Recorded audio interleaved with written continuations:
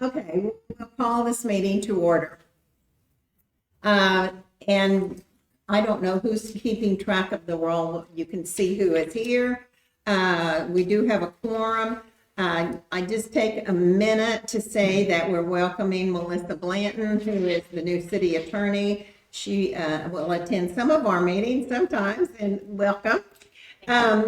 Okay, the first order of business is the minutes, and we could consider approving the minutes of the regular meeting from July the 14th. Have you all had an opportunity to look over those? I'll take a motion anytime you have had a chance to look at them. And I'll move approval. okay, thanks, Terry. And second? Second. Okay, it's been moved and seconded. All in favor, say aye. Okay, the minutes have been approved. I'm reluctant to say aye because I wasn't at the meeting, but Yeah. the minutes, as I understand it. Yes, yes. Okay. Terry has the director's report. So we're ready to have that. Right. One of my favorite things is to tell anybody who will listen to me about all the wonderful stuff that happens at the library. So that is most of what is in your director's report. The pictures on the front are from trick-or-treating. Trick-or-treating at the library is always a really significant event. I believe we had 147 people in attendance. That is children and their adults, so not just 147 children, but it is a family event where some caregiver, generally a parent, but could be a grandparent, could be a babysitter, could be a nanny, brings kids for a short story time. Then we trick or treat through the library. There are generally letters on the floor that they follow, so they go through A, B, C, so we're practicing the alphabet as we trick or treat. We also then this year paraded not only to the courthouse, but also to the DA's office because the DA's office has moved. So we had a nice parade from the library down through by the DA's office and around to the courthouse. Just a lovely, lovely time. But it's more than just a lovely, lovely time. It also does, in fact, correspond with our strategic plan.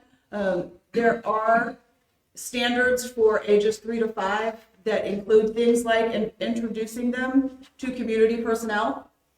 So these are kids that all got a chance to go to the DA's office and go to the courthouse. It also corresponds with our partner engagement. The courthouse and the DA's office are people that we want to have good relationships with, so partnering with them is always a good idea. The community focus, educational impact, and I spelled all that out in the director's report. The other thing that I'm really excited about is we redid the heritage room. You can sort of see a before picture from one of our security cameras of that nice column and sort of a small, darkish looking room where we had the genealogy collection. The genealogy collection in a great amount has been curated by the Garfield County Genealogy Society.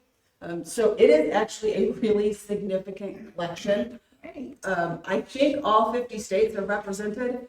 There are collections of the DAR books for anybody tracking their lineage for DAR. But there's just a tremendous amount of genealogical resources in that space, and nobody has used it, or very few people have used it. So we rearranged some stuff, we moved some shelves, we moved some tables around, and it is a much, much more inviting space. People are using it. People are using it as a meeting room, so it is reservable. And you can see some beautiful pictures there. That one ticked off many of the things on our strategic plan, including making better use of facilities and space. It highlights the historical information in there, which is part of our collection development.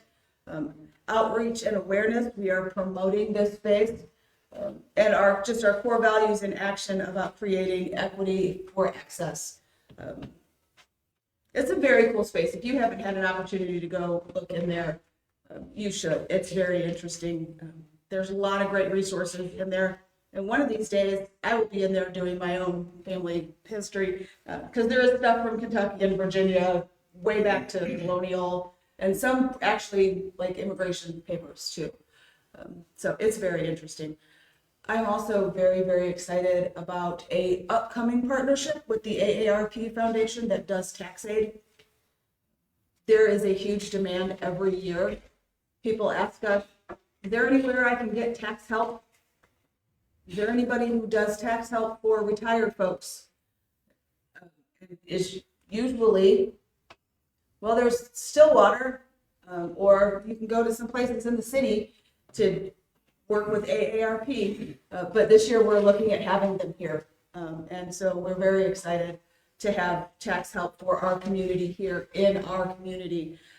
And it will be done all by volunteers and AARP. We are only supplying the room or rooms. We're planning to use the study rooms downstairs. We have the 3 individual study rooms, and we will block those off for the days that AARP will be here, so they will be able to help folks with their taxes. They do like your basic taxes. Probably if you have a lot of deductions and properties, they're probably not going to be able to help with that. But your basic taxes, they can help with. So we're very, very excited to have them here. It is a phone call that I have fielded multiple times every year since I've been here about where do I get help with my taxes. So we're happy to be able to provide that service through a partnership, which is, of course, part of our ongoing plan, is to expand services through partnership, make good use of the facilities. You can see all the usual numbers. I know I have been asked in the past about digital collections and how those like relate to physical collections. And for the first time ever, when I pulled that report, our digital circulations actually exceeded our physical circulations. That was not the case at the end of the fiscal year when I did the state report. So there's been a significant bump in the digital usage. The numbers for how much people have saved is based on physical circulations only. So I think that if you include the digital circulations, those numbers are at least twice that, what we've saved the community. I just don't have exact numbers. The vast majority of our digital circulations are from the Oklahoma Virtual Library. That is the one that is done by Oklahoma librarians for Oklahomans. Hoopla is another service that we contract with. We pay for those by the checkout. So we do limit how many you can check out each month, just to sort of keep it reasonable. But that's about 28%. Most of those are audiobooks and ebooks. Then you can see how many new cards, how many library programs, and the current November calendar and a draft of December's is included. I always want to point out our programming rivals systems. We provide a tremendous number of programming opportunities for our community. I'm very, very proud of the work that the staff does for that. Any questions? Yeah, go ahead. I have a question. You say 318 new library cards. I had to get a new library card. I can't remember the last time I ever had to get a new library card. Did we renew your card? Yeah, renewed it. Okay. Is that counted in this, or is it just continuous? That is just new cards. Okay, that's what I was wondering. That is, I run a report that says, show me which cards were created between these two dates. So if yours is a renewal, it would not be in there. I am just amazed at the number of programs at the library. It's mind-boggling. And I don't know what they all are because I don't access all of them. The ones I do, I'm so impressed with. Are you going, I haven't looked well at the agenda. Are you going to talk a little bit about the new STEAM? I did not put the new STEAM lab in here yet. I think you need to just mention that. I'm happy to mention the new STEAM lab. A couple of years ago, we got a donation from the Burt Clampett family to establish an endowment for STEAM programming here at the library. And so our makerspace is called the Burt Clampett STEAM Lab and Creative Studio now. We also got recently a grant from the Oklahoma Department of Libraries and the Institute of Museum and Library Services that bought some additional equipment. So we have quite a few different things in that space that we have collected over the years, and some is new.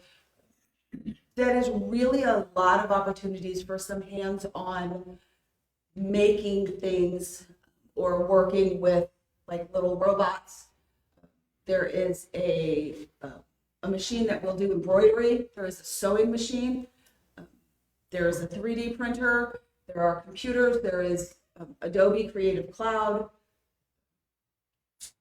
There's just, what else we got, Daryl? What else is in there? You helped work on a lot of that. So audio digitization. So if you had like an LP or a cassette, you can digitize those things. If you have VHS tapes, we can digitize those to. So do you have people there that can help you, show you how to do this? Yes. Ooh, You can make an appointment for sometimes, or sometimes you can just come and use the area. Yep. I mean, when you talk about cassettes, one of the things that my grandmother loved to do, and I don't know why she loved to do this, but I'm really glad that she did.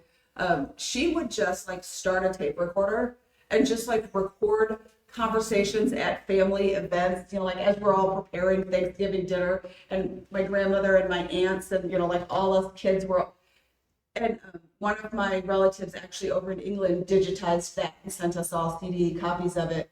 And had they not done that, had we not transferred that tape to a CD, that would be lost. So we're really excited that the opportunity to save those kinds of things and hopefully encourage people to make those kinds of things.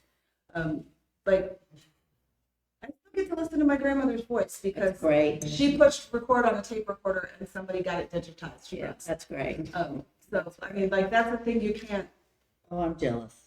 right? I mean, like, you can't put a dollar amount on it. So, I mean, I think it's very, very cool. We have some other very, very cool stuff that we're hoping to be bringing sort of along those lines in the future. And the makerspace, the creative studio will play into some of that stuff.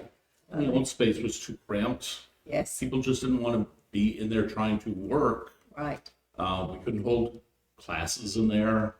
So this is just a much better use of all the spaces that we've moving Absolutely. around. Yeah. I sometimes I wonder how we get the word out about what all we have, because the news, I mean, not a lot, how do I say this nicely? Not as many people subscribe to the paper, newspaper as used to. And the paper's pretty good about having things. And I know Facebook, you have announcements on Facebook, but I think the best way is word of mouth. And I think that's a responsibility of our board to tell people. After I came to see the opening of the STEAM lab, I bet I told 10 people about it who did not know about it. Not that they're ignorant of what goes on in Enid. It's just that I'm not sure we always reach all the people that we need to reach. So I think we need to be willing to tell people all the fabulous things that are going on at the Enid Public Library. You guys do a great job. Everybody that works here does a great job. We appreciate it very, very much. And I personally will be more responsible about telling people, do you know what's at the library? Well, we appreciate it. I know that we're always sort of looking for how do we get the word out. Right.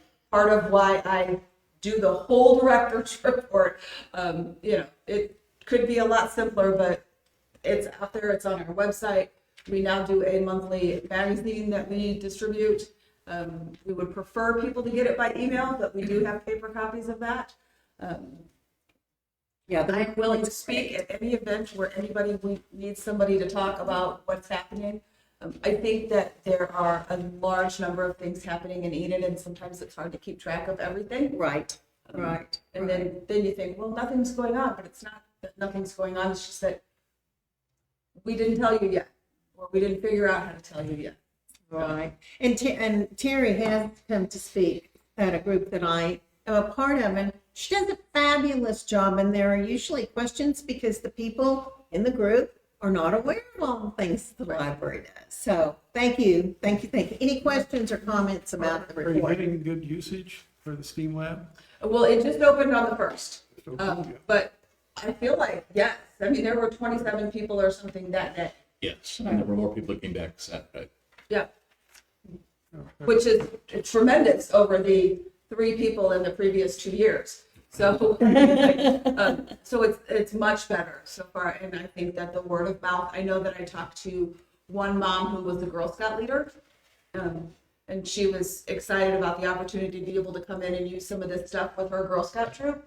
Because where else are you going to get access to robots Exactly. that these kids can program and play with and get some hands-on experience? And there's new badges that weren't available when I was a Girl Scout. We didn't have a robotics badge, but they do now. And so for the library to be able to provide that, I think is great, which will then spread, the information. Exactly. Right. So, Yeah. Very good.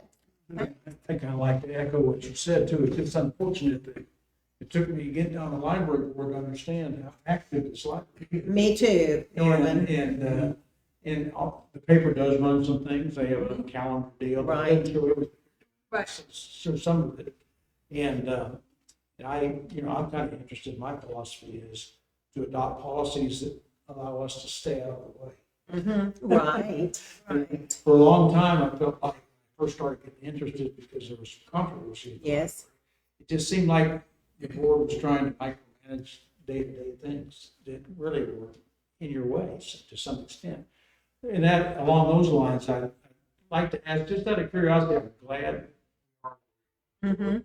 having meetings where we, unlike what we're existing for about 6 Right, months to a year. Right.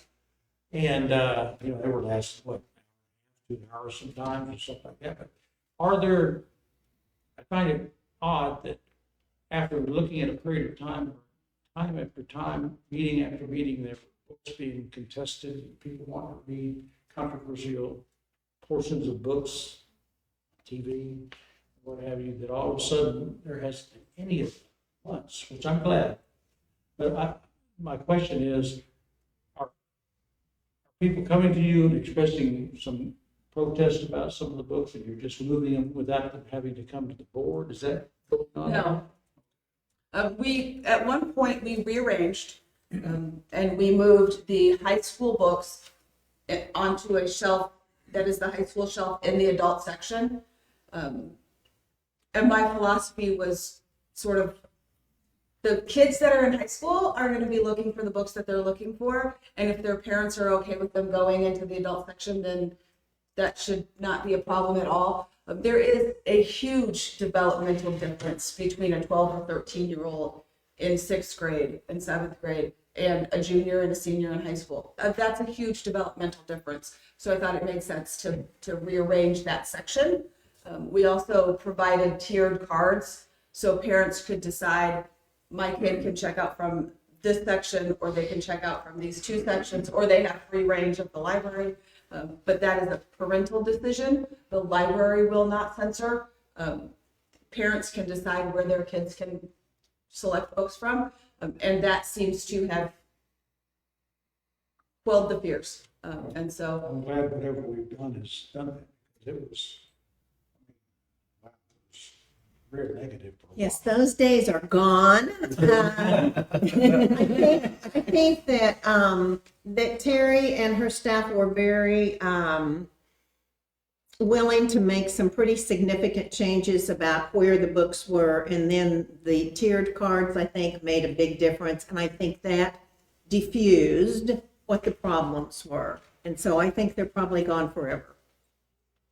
well, like if you look at the new cards by library type in there, 9% of the new library cards were cards that the parents said that their child could check out things from the children's section only. So that is like 5th grade and under.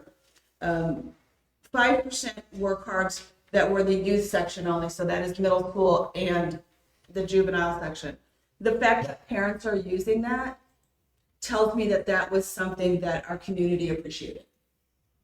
That was a thing that we could do to put the power in the hands of parents. And it seems to be something that is appreciated because parents are using it. And I think that it gives parents peace of mind about where their child can borrow books from. And I think the bottom line, that was the complaint, was parents felt like they didn't have control. This gives them a little bit more control. So it's all good. Thanks. All right, the next item is consider approval of the library board's 2026 regular meeting schedule. So what you have is just a continuation of the current schedule, which is the second Monday of every other month.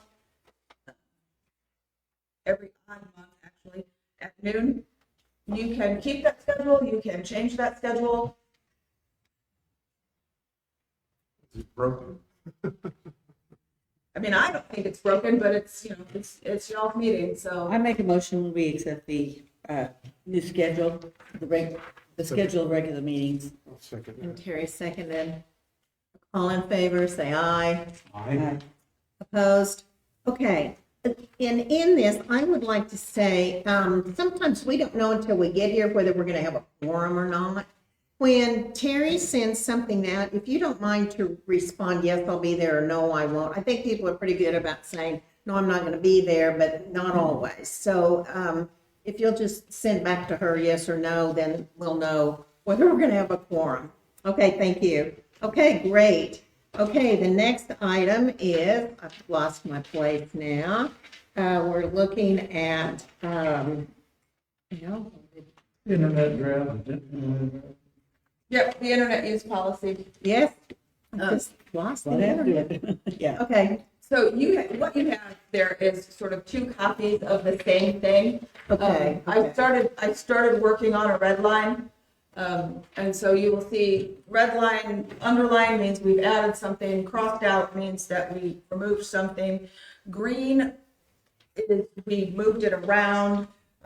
Blue was changes after the fact. So it got kind of messy looking. So I took it and made a copy of it, of what it would be if we just accepted all the changes. And I thought that might be a little cleaner to Easier look to at. read. Because I know I get sort of cross-eyed looking at all of these changes. But I did also want to make sure that you can see what changed. A lot of this is solidifying some language, clearing some stuff up. There is at least one thing that has been a procedure that we want to just say is a policy, and that is we do not provide temporary passes for people under the age of 18. Okay. If you are new to the community, if you are just visiting, if you don't have a library card and you just need to use the computer, you can ask for a guest pass. And we just look and make sure that it's not that you have a card that you can't remember the number or you have a bunch of fines or something. And then we just issue you a guest pass. But you have to be over the age of 18 because parents should have the right to decide whether or not their children get to access the public use computers. And when people apply for a card for their children, they get to say whether their kids can use the public use computers. So we think that should be the same thing. So we don't issue guest passes because we don't have a parent saying yes. We don't have a form filled out that the parent said, yes, this child can get on the internet. So we just want to add that in as an official policy as opposed to just a procedure that we do. So in developing this, who all has input? Does library staff have input to the form? I mean, do you ask the attorney's office? Yeah, actually, the stuff that you see in blue is some of the city attorney's suggestions. Yeah, I always like to run policy by the city attorney, just to make sure that we're, got all the I's crossed, all the I's dotted, T's crossed, not T's dotted, but, and that we're not, violating any rule of law that I didn't know about. But does this document go through a regular revision? Is there a Yes. schedule for that? Actually, there are 3 policies that are required to be reviewed every 3 years by the Oklahoma Department of Libraries. One of them is internet use, one of them is circulation policy, and the other is collection development. And those are all, we have to say that we've reviewed them coming up in July. So we will be bringing those other 2 policies to you. But I do want to make sure that we are doing regular look-throughs to make sure, just, is there any language that needs to be updated? Is there any issue that we need to look at? Is, like, at one point, the policy was you had to be 9 to be in the library without an adult. I'm glad we've updated that. Because I know at one point, 9 was old enough to be out doing stuff on your own, but we don't consider that old enough anymore. So we need to make sure that we are updating those policies to be current with what our community requests, what our community wants. For this specific policy, we did have the opportunity to consult with library policy experts from the state and also discuss with other library directors who are in similar positions and dealing with similar problems. We didn't have a formal conversation with staff members, but we always include staff members in discussions about policy changes. Is it just an oversight or reason why we call it, we don't put policy at the end? The final, could be the final after, it says Enid Public Library internet use identified as our policy. If you look at the one that she's lined out, policy. That's a good catch. I'm not sure why it's not there. Other than it's actually one of the policies. So, It's easy to do that, though. yeah. The word. Yep. Well, I think anytime you can capture the major things you're concerned about, use, and save a half a page, that's enough for that.